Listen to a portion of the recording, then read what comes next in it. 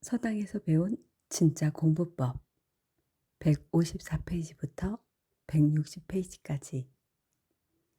아직 주위가 캄캄한 새벽, 건너방 훈장님의 기침소리가 들려온다.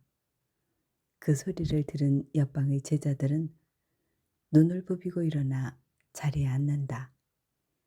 나직이 글을 외는 훈장님의 목소리를 들으며 제자들도 기억하고 있던 글을 소리내어 외기 시작한다. 글집이라고 불리는 서당은 이름 그대로 이렇게 글 외우는 소리로 하루를 연다. 아침에는 전날 저녁 예습해 놓았던 새로운 글을 배우고 각자 자신의 수준에 맞는 글을 공부한다. 하늘천 따지 거무리한 누르왕. 몸을 좌우로 흔들다 저마다 글을 외는 서당의 모습은 지금 대한민국에서는 찾아보기 어렵다. 영화나 드라마에서나 간간이 옛날의 공부 모습을 보여줄 때 잠깐 등장하고 그친다. 혹시 소리내어 글을 읽던 우리 선조들이 공부법이 실은 최고의 인문학 공부법이라는 이야기를 들어본 적이 있는가? 단순하게 글을 소리내어 읽고 또 읽는 것이 얼마나 대단한 공부법이냐고 물을 수도 있을 것이다. 그런데 바로 그 단순한 공부법이 조선시대를 500년간 이끌어왔으며 한반도의 문화를 꽃피운 인재들을 교육시켜온 방법이다. 근대 이전 모든 교육은 소리를 통해 이루어졌다. 선비들이 하루 일과는 사서삼경을 비롯한 각종 고전들을 소리 높여 읽는 것으로 시작됐다. 수천 번 읽고 또 읽어 완전히 암송한 다음 뜻을 익혔다. 즉 옛 사람들에게 있어 독서란 어디까지나 소리내어 읽는 것이지 속으로 달달 외는 것이 아니었다. 한시는 물론이고 산문들 또한 묵독이 아니라 낭독을 위한 텍스트였다. 연한 박지원도 여러 친구들 앞에서 열하일기를 초고를 읽어주다가 촛불에 태워질 뻔한 사태를 겪은 바 있다. 구미숙, 공부의 달인, 호모 쿵푸스. 정민 작가의 미쳐야 미친다에는 독서 강의였던 조선시대 인물 김득신에 관한 이야기가 나온다. 그는 수많은 책을 기본적으로 1만 번 이상 읽었으며 중국의 고전인 백이전은 1억 1만 3천 번을 읽었다고 한다. 어릴 때부터 머리가 둔하기로 주위에 걱정을 사던 그는 며칠 내내 외워서 말을 끌던 노비도 외고 있던 글을 새카맣게 잊어버릴 지경이었다. 하지만 김득신은 밤낮 가리지 않고 글을 읽고 또 읽었다. 심지어 길을 걸을 때도 식당에 앉아서도 글을 외는 것을 멈추지 않았다. 끊임없이 노력한 덕에 오랜 세월이 지나 그는 문장가로 이름을 날렸고 나 같은 둔재도 노력하여 이름을 날렸으니 누군들 그렇게 못하겠는가 하는 글을 묘비에 남겼다. 김득신의 이야기를 통해 정민 작가는 이렇게 말한다. 부족해도 끊임없이 노력하면 어느 순간 길이 열린다. 단순 무식한 노력 앞에는 배견할 장사가 없다. 되풀이해서 읽고 또 읽는 동안 내용이 골수에 박히고 정신이 자라 안목과 식견이 툭 터지게 된다. 한 번 터진 식견은 다시 막히는 법이 없다. 한 번 떠진 눈은 다시 감을 수가 없다. 글을 100번 읽으면 자연스레 뜻을 알게 된다는 뜻의 독서 100편 의자현이라는 말은 아마도 선조들이 읽고 또 읽으면서 발견한 공부법이 아니었을까? 정민 작가는 읽고 또 읽으면 내용이 골수에 박힌다고 한다. 그리고 정신이 자라나며 안목과 식견이 툭 터진다고 말한다. 김득신이 우둔했지만 문장가로 이름을 날릴 수 있었던 것은 읽고 또 읽으며 식견이 툭 터지듯 열렸기 때문이다.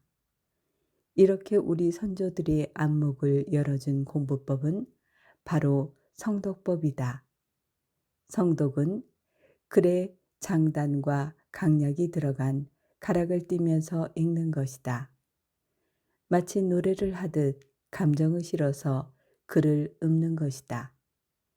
읽는 사람의 흥취가 소리에 실려서 같은 글이라도 읽는 사람의 감정에 따라 달라지기도 하며 읽는 사람에 따라 다르게 들리기도 한다고 한다.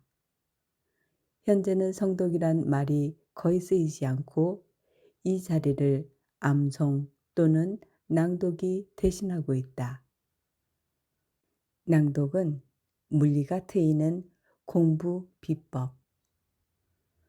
서당에서는 그 무엇보다 글 읽는 소리를 자신의 귀로 듣는 것을 중요하게 여겼다. 눈으로 보고 그것을 소리내어 읽고 이것을 다시 귀로 들으며 온몸을 흔들면서 느끼는 것은 글에 자신을 흠뻑 적시는 과정인 것이다. 이렇게 성독을 하면서 100번을 읽으면 자연스럽게 물리가 트인다고 한다. 물리의 사전적 의미는 글 속에 담긴 논리와 체계 또는 글 속에 담긴 뜻을 깨달아 아는 힘이라고 되어 있습니다. 그러나 이런 자전적 정의보다는 글의 결 또는 글의 결을 느낄 줄 아는 힘이라고 말하고 싶습니다. 나무에는 나뭇결이 있고 물에는 물결이 있고 머리카락에도 머릿결이 있듯이 이 세상 모든 것에는 저마다의 결이 있습니다. 그것을 잘 다루려면 그것이 가진 결을 읽고 느낄 수 있어야 합니다.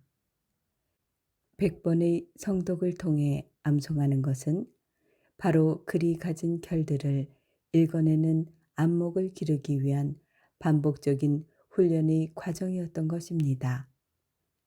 마치 목공 예가가 나무를 어루만지면서 나뭇결을 느끼는 훈련을 하듯이 성독과 암송의 전 과정 역시 글의 결을 몸으로 느끼는 훈련의 과정이라고 할 수 있습니다. 물리가 낮다 또는 물리가 트였다의 또 다른 표현이 문안이 뜨였다입니다. 문안이란 글을 보는 눈을 말합니다. 한채운 서당 공부 오래된 인문학의 길. 고등학교 시절 다른 과목보다 유난히 영어 점수가 높았던 친구에게 어떻게 영어만 잘하느냐고 물어본 적이 있다. 그 친구는 몇 개월 동안 미국에서 살았던 적이 있다고 대답했다. 당시에 할 수 있는 것이 방에서 TV를 보거나 미국인 할머니와 대화를 나누는 것밖에 없어서 많이 듣고 말한 것이 도움이 된 것이라는 말이었다. 그런데 재미있는 것은 그 친구가 영어 문법 문제를 느낌으로 맞추는 것이었다. 정확히 어떤 원리로 이 문법이 맞는 것이라고 말할 수는 없지만 그냥 느낌이 어색한 것, 어색하지 않은 것이 있다는 것이다. 아마 친구는 계속 듣고 말하면서 가로 열고 문법은 잘 몰랐지만 가로 닫고 영어의 물리가 트인 것이라고 생각된다. 최근 입으로 소리 내고 따라 말하는 영어 공부를 홍보하는 광고가 많아졌다. 시험 점수를 위한 문법만 공부하는 영어 공부가 아니라 실제로 말할 수 있는 영어를 하려는 수요가 많아진 것으로 볼 수 있다. 마치 진짜 말할 수 있는 영어 공부를 하는 방법은 계속 말하는 것이라는 것을 새롭게 발견한 듯한 분위기다.